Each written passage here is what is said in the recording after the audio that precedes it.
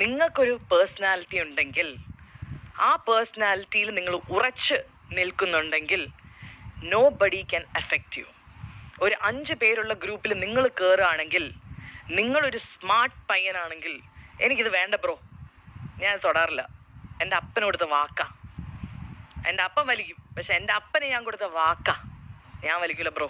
ഇത് പറയുന്ന പയ്യൻ്റെ മുഖത്ത് വരുന്ന ആ കോൺഫിഡൻസ് ഉണ്ടല്ലോ, ഇത് മതി ആ ഗ്രൂപ്പിലുള്ള 5 പേരിൽ ചിലപ്പോൾ ഒരു 3 പേരും ഇവനെ കണ്ടിട്ട് 5-6 ദിവസം ഇവർ വലിക്കും.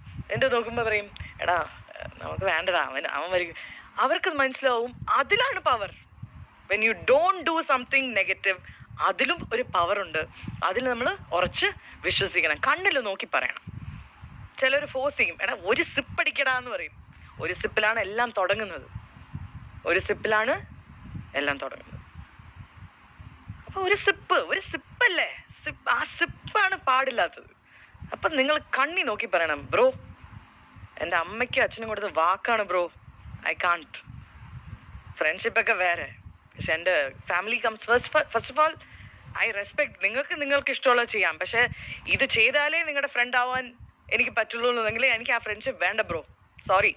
ഞാൻ നാളെ തൊട്ട് ഈ ഗ്രൂപ്പിൽ ഞാൻ വരുന്നില്ല, ഞാൻ ഒറ്റയ്ക്ക് ഇരുന്നോളാം, അല്ലെങ്കിൽ വേറെ ആരെങ്കിലും ഞാൻ നോക്കിയോളാം. You know, I came here to study. ഇത് ഒറ്റ കേൾക്കുന്നവർക്ക് പോലും നിങ്ങളുടെ കൂടെ ഫ്രണ്ട് ആവാൻ തോന്നും.